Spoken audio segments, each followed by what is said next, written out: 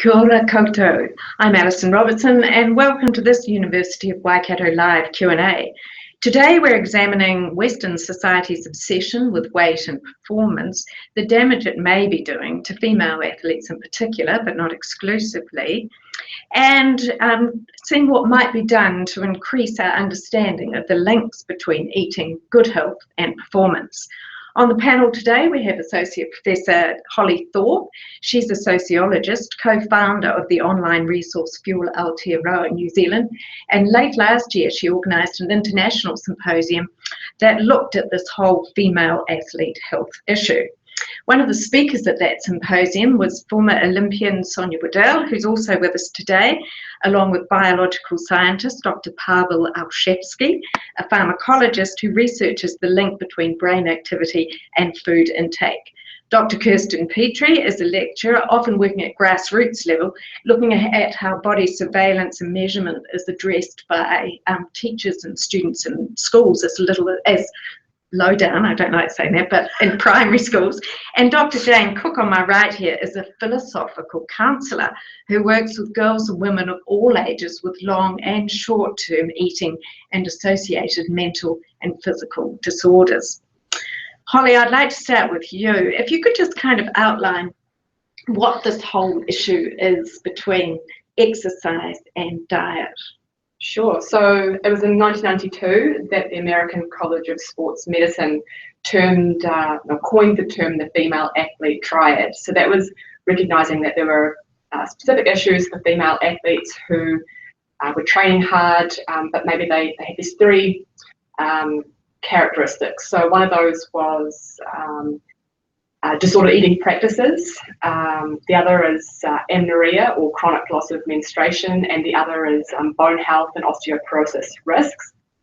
So this was studied a lot across a whole range of sports and among lots of different groups of female athletes, and they showed that it was actually quite prevalent across female athletes. And then in 2015 there was an IOC, International Olympic Committee expert group that sort of challenge this idea of the female athlete triad, and they're using the word or the term relative energy deficiency in sport, because they're recognizing that it's not just three factors, it's not just affecting women, it's affecting men as well, that it's not just bone health, reproductive health, disordered eating practices, it also has risks for your heart, for example. There's lots of factors that are contributing to it.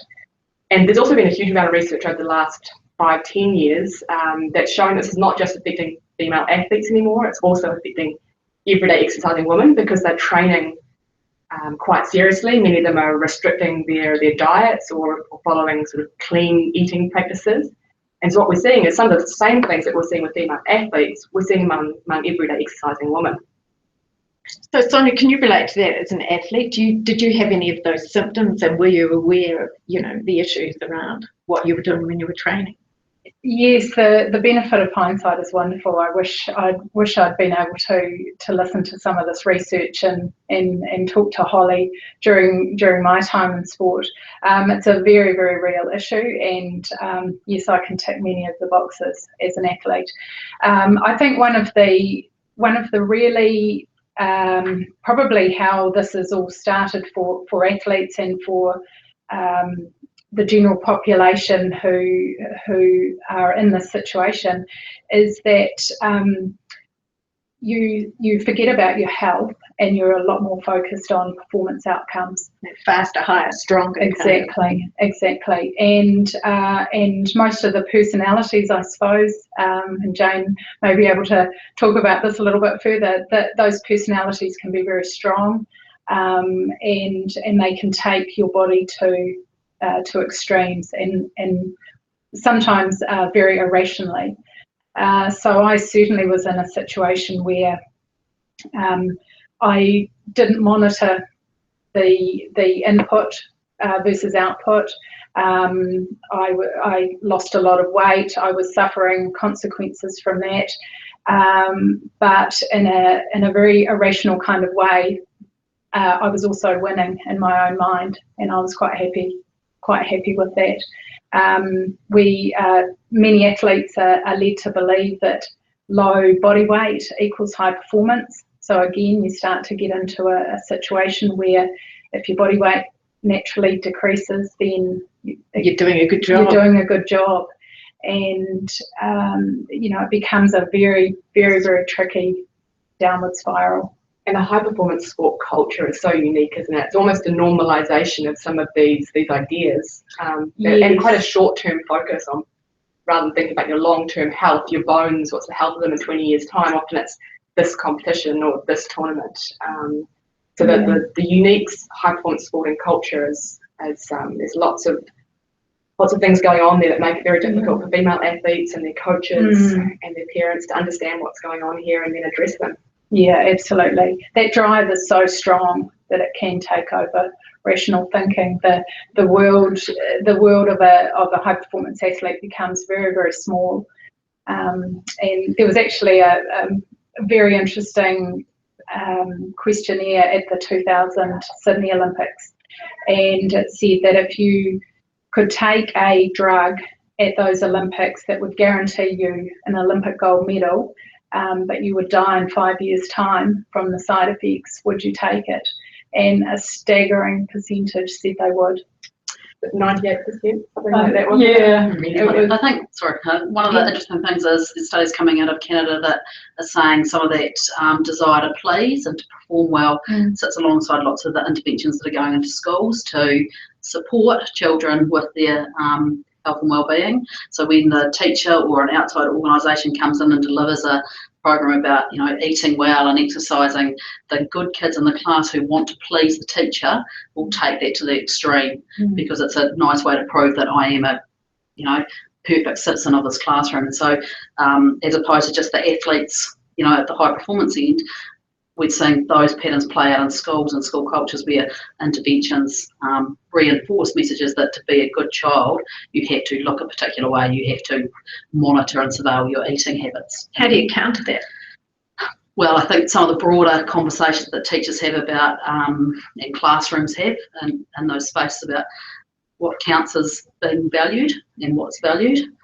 I would like to think schools had the message that your health status is not a measure of your success, and is one of the challenges. But when we live in a community where skinny equals healthy, then that's really hard to change. And teachers feel a social responsibility to meet with government agendas at the same time. So teachers feel morally obligated to do a good job themselves. So I'm helping these children, I'm helping, our society, when in actual fact the detrimental effects, are huge. And we might be addressing obesity, but long term, what are our mental health stats going to look like, given they're already horrendous? So there's that trade-off that sits in there. I'm sure Jane deals with the other end of that, the outcomes. So, Jane, here is a question from Darren. He says, given the current moral panic about obesity, what role does the fear of fatness play in over-exercising / under-eating behaviours? Good question. It sort of allows me to couch this entire issue in terms of, particularly with women that I work with and in my own experience, how we come to see ourselves as women, and the idea of our body shape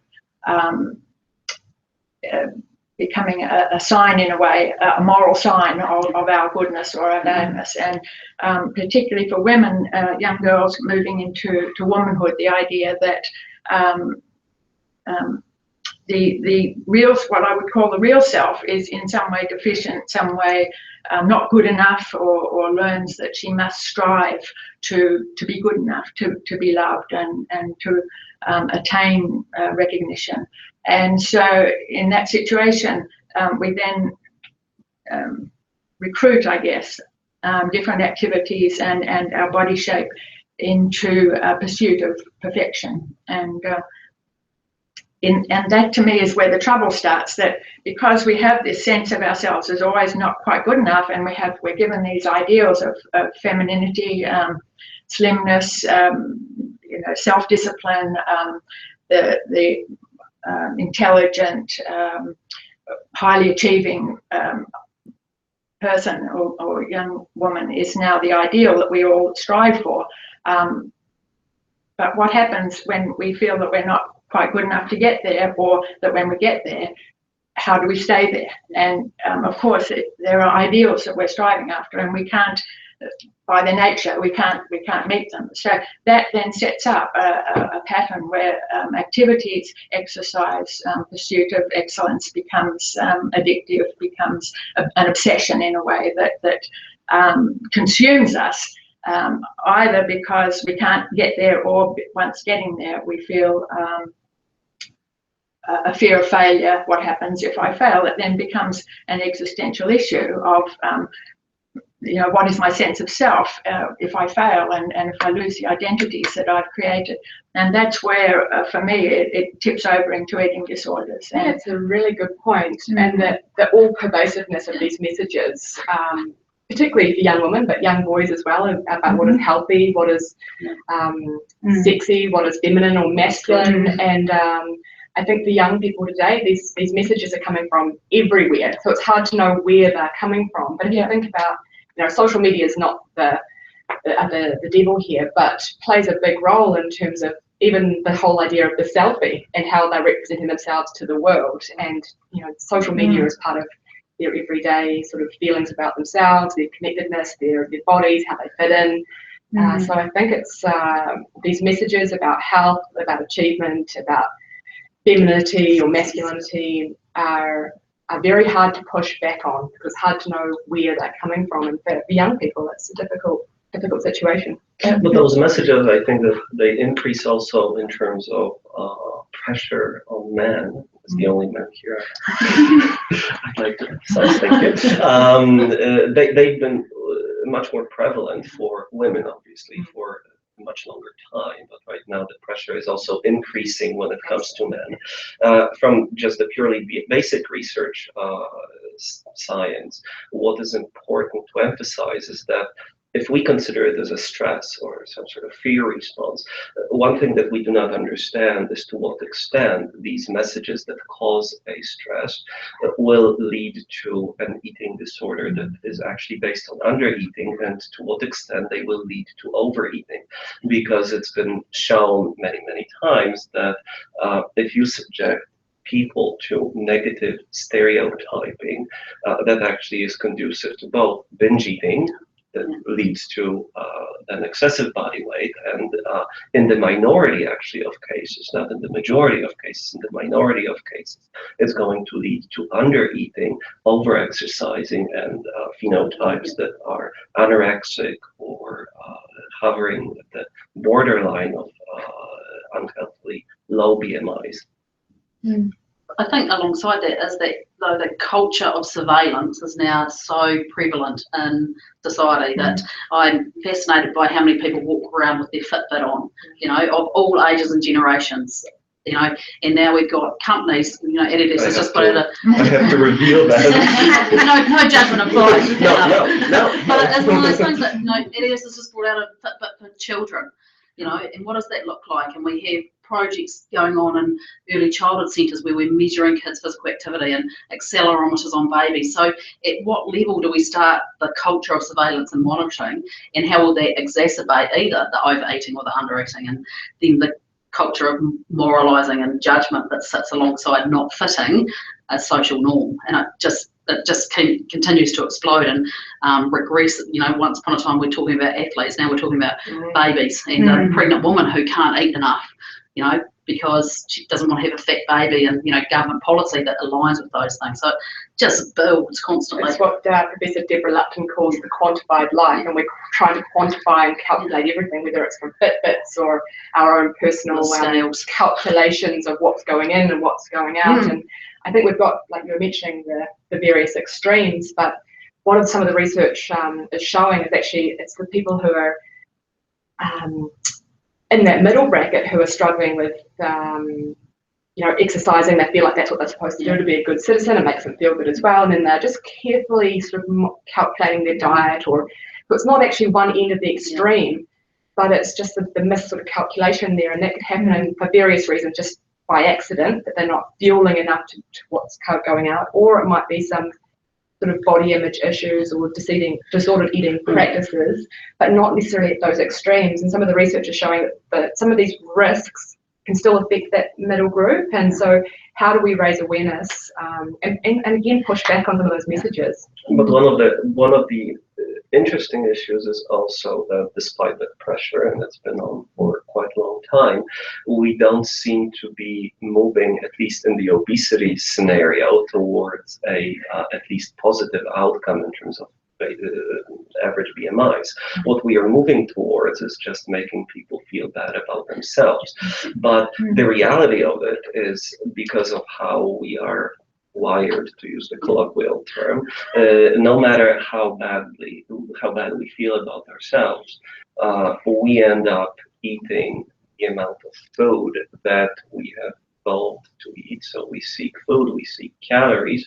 When we start exercising, that's why I wouldn't blame, athletes' preoccupation with exercise and at the same time giving up on food, on personalities, because if you exercise, actually you activate the same brain areas that are normally activated by food, and after a while, at least it's hypothesized that activity of the brain that would normally be induced by food is to some extent hijacked by exercise, and you start getting pleasure. It's especially about reward. You start getting pleasure from exercise, thereby you're giving up on food.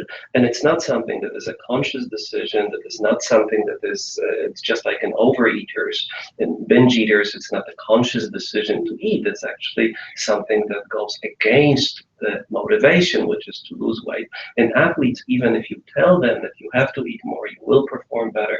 You have certain deficiencies when it comes to nutrients. They will still not be able to follow it unless they are really doing it with a schedule planner, because physiologically they are not able to cope with this sort of challenge. Well, this really shows the complexity of the issue, doesn't it? From the psychological, the biochemical, the social messages, the educational issues, and I think there are unique things going on in the high performance sporting context that are quite unique, but it really shows the complexity, doesn't it?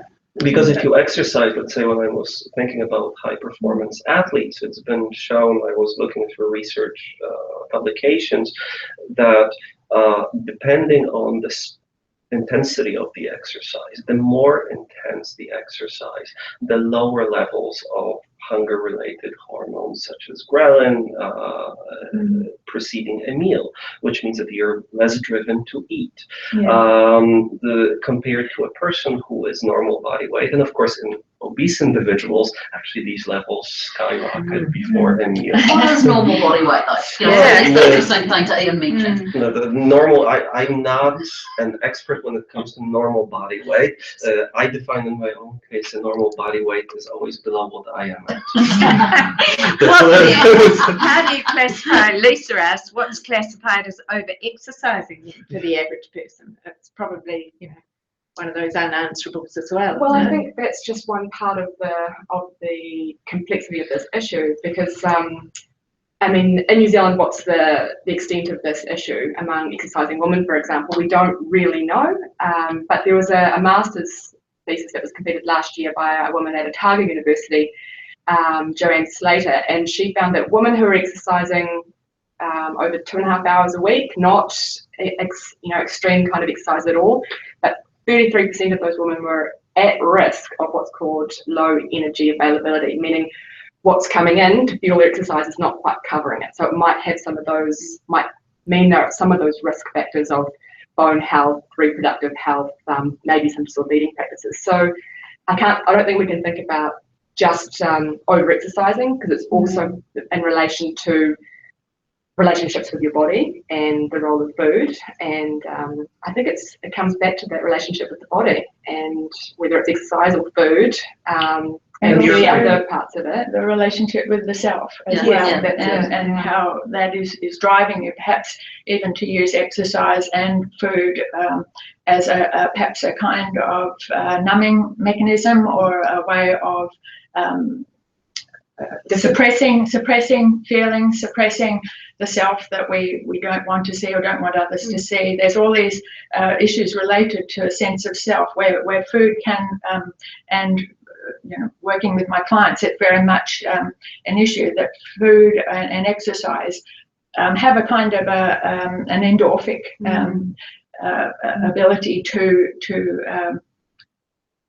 suppress unwanted feelings or feelings about the self, to check out from the pressures of every day pursuing the ideal sense of self or ideal form of self. And the interviews I did with women who had experienced amenorrhea in response to either their dieting or exercise or a combination, the theme of control came up quite significantly. It's a way to regain control of their lives through their eating and their exercise. True. And that was some of them gained a lot of pleasure from disciplining themselves in that way. And actually my research has looked at, okay, when they want to create change, where did they go? Is it doctors or social media or psychologists? And then the difficulties of creating change, because some of it's so deeply embedded in routine and it's hard to create change. Yeah, I think Kirsten brought up a very good point before too about the messaging that we are inadvertently giving to young children and their desire to please. And we admire certain things in our society. We admire healthy, fit, lean, active children, and we give them that message that you're a good child because you're eating well, or you're look at you're lovely and skinny, and as that child grows and develops, it's probably a very subconscious thing. They have an association now. They've attached values to certain messages, and for girls, especially going through puberty, when they'll naturally lay down body weight, their body fat, their bodies will change. It's very, very difficult for them not to feel like a failure, because their body is changing in a way that is deemed as a failure from all the messages that they've been hearing. And so for high performance athletes, I guess the danger of being able to fall into some of the traps that we fall into is that the positive messages that you're getting are reinforced by what you're doing. So you're getting skinnier and skinnier, but that's also great for your sport. So you're praised for doing it. And we see, Lizette Burrows at Otago has done a lot of work with children's and New Zealand children's understandings of health.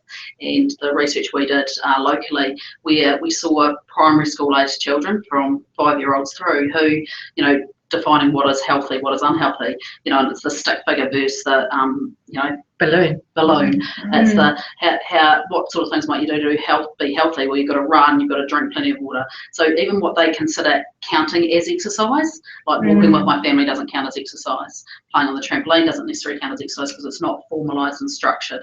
So we get them into a culture of particular forms of exercise, particular forms of understanding being healthy. And one of our favourite comments is the kid who goes, well, if you're fat you'll never get married. These notions are from young children that you're going, if they're saying that there, and now we're seeing it drift back into early childhood settings more and more, that it's just gonna extend. So we have people with issues around eating, both extremes, and all of us, I don't think I know one person who doesn't grapple with the complexities of their own body. So, you asked earlier, what might we do? And I'm going, well, actually, if we supported young people to develop healthy, strong self-esteem, where they felt valued for a whole range of reasons, then we might be able to grapple with a range of those things differently. But, every one of us, every person I know is like, what have I got on my lunch, and do I want to show that to someone? So how do we deal with that? If we were able to teach young children that healthy was loving themselves and who they are inside, I think we'd have a much better starting point. Well, right now what we have even is a problem of defining what healthy food is, because it's not to just go to a grocery store and virtually every other product is advertising its miraculous input, into one's body weight. We go through fad diets, very quickly these days. It's actually very difficult these days to even identify what the most popular diet is. I mean, when I was thinking about it before today, I was trying to think what people follow these days in terms of their favorite diet. Well, I was going to say, if someone here has said, what are the benefits of what are your recommendations for protein intake? Well, you've got your those recommendations have not changed for years. That's the most amazing thing. If you just eat a balanced diet, whatever has been known for decades right now, you will be healthy. One of the problems that we have, I think, in the current society is that we, for example, tend to vilify nutrients. These days, I always say that sugar is the new fat. All of a sudden, we want to introduce tax on sugar. Sugar is the villain. And since I've been around for quite a few years, I remember still how everything was fat-free, and it was supposed to cure all the problems related to obesity or malnutrition that stems from improper eating. So it's not clearly about nutrients. It's not about particular nutrient. We might as well tax pizza because eating pizza is not healthy either. But it might be for my mental health on a given day, and I think that's part of the neglected conversation. Exactly. We've only talked about physical health, and as Jane's alluded to, where does the social well-being, the sense of the mental, emotional, and the spiritual, and if we take a Māori or an Indigenous perspective of well-being, or a much more holistic one, then we need to account for that. And if someone's needing a glass of wine, like we might at the end of the day, is that unhealthy? And how does that fit into the equation? But we don't think about that. We often talk about physical health as the defining factor of health. And every week we basically are bombarded with messages. Chocolate will make you happy.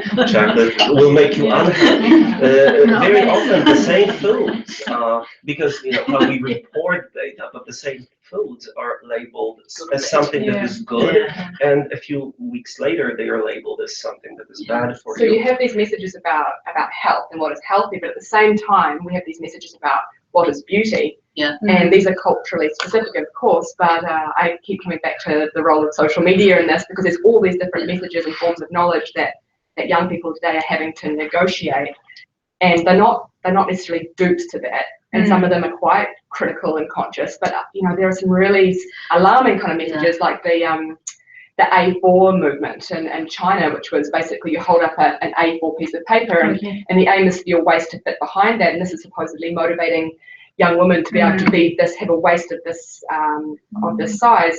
But what was interesting in social media space is there was a huge pushback to that as well, where women were standing there and taking their selfie with their degree in front of them, or with a father of 4 daughters with 4 pieces of paper pushing back on this idea. So you've got these messages of health, you've got these messages of beauty and femininity, and young people today are having to stand at the intersection of this and negotiate it, and education's a part of helping to. I think the interesting thing there, as you say, that is social media is huge, but then we have these authority figures in our lives that also reinforce particular ways of behaving. So I can go to school and my teacher will make comments like, well, we can't have cake even though it's your birthday because it's unhealthy. You can't have this in your lunchbox. You can't do this. We have interventions going into schools. And then you go to your GP and the GP goes, look, you need to lose some weight. Well, how do you define that? Is it based purely on my silhouette, not my cigarette, sorry, my silhouette? How do you decide on that? Because we also equate health as skinny, but we also have the health at any size movement. And actually, if I'm bigger and active, am I healthier than someone who's, in terms of physical health, smaller and inactive? And how does all that stuff play out? And sorry, Jane. So many different factors, and it's so bamboozling. But for me, in my work and in this discussion, what you said, Kirsten, is about the child, and that we develop that self-esteem or that sense of self. I think they already have it in the child. They're born with it. They know what they need, and they know what satisfies them. It's when they lose that sense of their own wholeness and their self-knowledge and that knowing of what is healthy for them, what their body needs. Maybe what my body needs is different, or whatever. So it's when we cause them to start to doubt that and lose that sense of self and that confidence, that then we look to experts, we look everywhere else but in here. Yeah. And the answers are in here. If we can only rebuild and find that inner voice and that inner wisdom, then we know how to be healthy in ourselves. Yeah. There seems to be so many different fads of diets like this, 5-2 now, that kind of thing. Starve yourself for a couple of days. Yeah. Sunita says, well, fasting, only eating fruit once a day, for a whole day every week, once a week, is that considered under eating? And I would think so. Well, right now, I would say this, in the current food environment, it is very difficult to see in our society real undereating in terms of underconsumption of calories, unless you talk about people who are truly anorexic or in the unhealthy zone. Skipping a meal or 2 meals to eat only fruit, it's unlikely to create an adverse health effect as long as a person follows a healthy diet and balanced diet the rest of the week. Yeah. It's but there's a lot of research that's showing, if we are just focusing on diet, that's one part of it, but when we're looking at exercise as well, there's a new sort of phenomenon that is growing when it's not necessarily not eating, but it's the low energy availability, meaning you're not getting enough. You might just be disordered eating practices, or it might be quite subtle, to not cover what's going out. So if you're bumping up your exercise and you're reducing your food intake, that's when you can get an imbalance that can have these types of effects that female athletes have been experiencing, whether it's long-term bone health, reproductive issues, cardiovascular health, and it's that sort of middle group that is this sort of silent phenomenon, because it is having health effects. And also it depends on the purpose, because let's say if a person decides, okay, well, I for example would like to, I have high BMIs levels, I would like to lose weight. My GP has suggested that I would like to try it, and the easiest way for me would be to, for example, dedicate 1 day to eating mainly a fruit diet. There's a completely different story behind this than a person who is an overexerciser, who exercises, let's say, every day 2-3 hours a day. But if you're fueling that appropriately, it's okay, because there are high performance athletes out there. There are people who love exercising and they love training very hard, as long as they're fueling it appropriately. But as soon as you get some sort of it's all about balance. And it's interesting because Oh no, I was just going to talk about the question around over-exercising, and it's probably exactly as Holly says. It's, I mean, when I was rowing, I trained 16, 17 times a week, about 7 hours a day. And is that over-exercising? Well, for much of that time, no, it wasn't, because that was what I required to produce performance.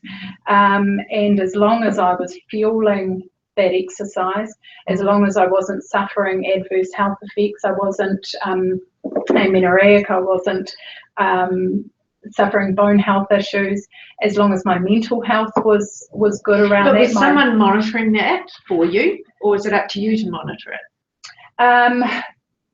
I guess there was some monitoring around it. There probably wasn't a lot of understanding around it when I was competing.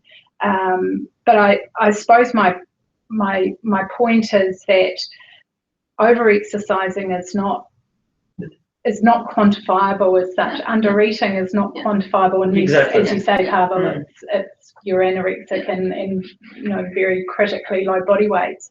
It's everything else that goes around it. It's the mental health, it's the physical, the bone, the things we can measure. That's when I can actually, if I can add to this, because I think that there is also one additional feature that is critical in defining over-exercising, which is the previous baseline. They released last week a small study in which they followed the Biggest Loser participants. And I think they followed winners or those who were at the very top. And what they found was that these people, and they more or less followed what you're describing as your exercise regimen, except for their baseline before they entered the program was completely different. They were not gradually introduced into the program, but instead it was this shock therapy. It was very effective because they lost collectively hundreds of pounds. However, now I think 6 years after, because they followed them for several years, I believe 13 out of 14 regained their weight, and the one who didn't had gone through the gastric bypass surgery. And they are all saying that for them, what they've noticed was that once they stopped, they tried to continue with those exercise routines. Many of them would, and it was very beneficial for them because it taught them how to exercise. They all said that it was impossible to follow the exercise regime that they were in a way forced to do when they were part of the program. They checked actually their metabolic rates, and that was the most interesting thing, because their basic metabolic rates are right now a couple of hundred kilocalories a day lower than what they should be for individuals their body weight. So because of this relatively prolonged, because it's a few months exercise program that they were not used to, they were shipped into very rapidly, they all of a sudden experienced physiological changes that would counteract this extreme exercise. And for them, immediately over-exercising probably would be defined as that. What for you was exercising. Yeah, and it could be some of the reason why there is such a problem with the middle band of the population, because they perhaps look at what elite athletes are doing, or they follow those kind of training regimes and perhaps perceived eating regimes, but without the background knowledge to it, and for 2 weeks. And for 2 weeks, which actually, I mean, we don't know truly what the data would be for individuals who do these shorter term exercises in terms of their metabolic rate. And I know I keep going back to children and young people, but I think of the children I coach and young people that I work with who are in school sports teams and rec sports teams and may train multiple times, and that might work in terms of them being elite performers at 12 or 16, whatever we define as elite at that age. But it's like, what are those patterns like? And then they come to university and suddenly life is different, and mum and dad are cutting them and monitoring, doing everything for them and monitoring them. So that understanding of yourself and that life change and where you're at and what will constitute exercise in that time and frame, changes. But often we've got caught into a thing of I'm now under exercising or whatever, but how do you fit it in and all those sort of things. So understanding of self and understanding the needs of your body at different times and where it's at, and being able to make sense and read your own body is a useful strategy that we can help young people grapple with. And be accepting of that. And part of our Female Athlete Health Symposium, the second day, was more focused on community and making this information more accessible. And there we had coaches and PE teachers and parents coming along to that, because they play an important role, particularly with the younger athletes, in terms of, okay, they are identifying or they're concerned about one of their athletes or their students or their children who doesn't seem to be eating quite enough, or something's going on there. What do you do then? And how do you have those conversations in really sensitive ways? And how do you then help seek out the help that's going to really help them get back into a more healthy relationship with their body and exercise? And there can be a wild goose chase trying to find good information out there, and a lot of the people that women that I've spoken with went to their GP, who sent them to here, who sent them to here, sent them to here, and thousands of dollars later they're still not finding the help they need. And that's what we try to do with the Fuel Aotearoa website. Is there's a professional support network on there with health professionals who are explicitly working in this area. So hopefully women or people who are going through these issues can firstly get some information for themselves, figure out what's working for them, what's going on for them perhaps, and then seek out professional advice, because there's so much information out there and so many bad diets and so much false information that can really help fuel some pretty negative relationships with one's body and sense of self and well-being and belonging in our society. So just we are sort of moving quite quickly through the 45 minutes. We've got some questions here. I'm not sure we will be able to answer them, but we'll give them a go. Interested to hear your thoughts on the use of fats as fuel as opposed to carbohydrates for females looking to fat loss or for fat loss. Do women metabolize fats better than carbohydrates for fuel than men do? I don't know. If the goal is fat loss, is there an ideal type of exercise to team up with this? Well, in terms of, I think that the main message to people when it comes to body weight and BMI is that the common denominator is a calorie. It doesn't matter what source of the calorie is. So if it is carbohydrate, fat. I mean, and I'm not talking about the balanced diet in this case, because a balanced diet is a must. But if you're just looking from the point of view of weight loss, a calorie is a calorie.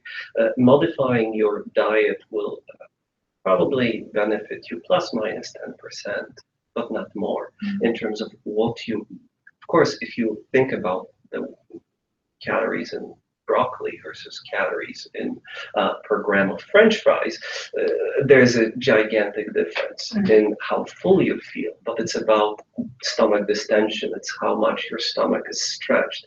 And it's also about whether you feel full after eating a given food or not.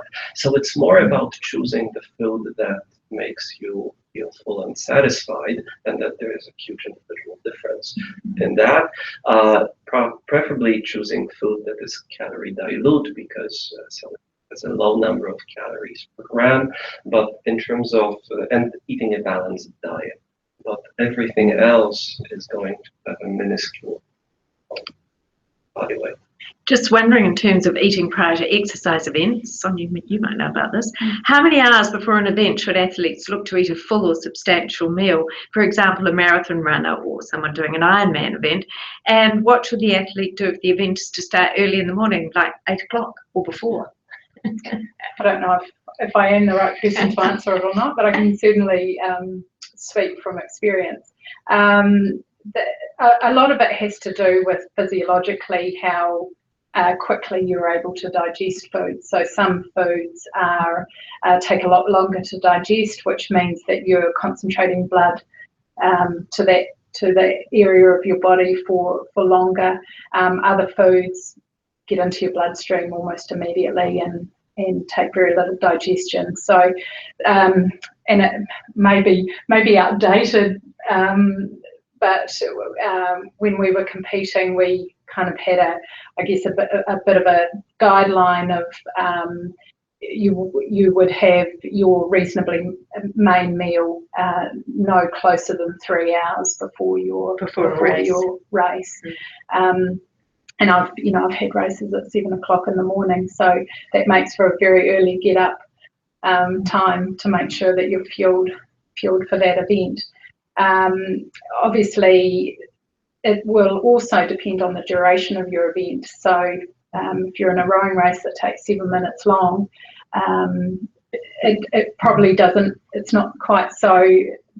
so much. If you're in a marathon that's taking, or an Ironman even more so, that's taking most of the day, it's an ongoing fueling that you're going to be needing to look at. So what you're fueling your body with through that event, that you're able to digest and take up without obviously making yourself feel very, very sick. And what about dietary supplements? How do they kind of fit into the equation? My take on dietary supplements is that if they were truly efficient and effective in doing something, they would have already been patented and sold as medicines by pharmaceutical companies. This is a very clear definition of a substance that works versus a substance that does not work. If it was truly effective, it would be a medication. It would be either available through prescription or over the counter, but it would be classified as a medication. Everything else it's just either a way for people to feel better, urban legend, or just a waste. People are making a lot of money out of it. Yeah, people make a lot of money over this, and we cannot. I mean, the laws are constructed the way they are constructed, so this is a legal business. However, evidence is anecdotal. Interesting. Well, it's been an interesting 45-minute discussion. We thank you for your questions, the people that sent questions in, and we'd also welcome any feedback online if you have to give it, and any other questions you have we can pass on to the panel contributors today. So Kirsten, Pavel, Holly, Sonia and Jane, thank you very much for joining us today. Pleasure. Thank you. Thank you.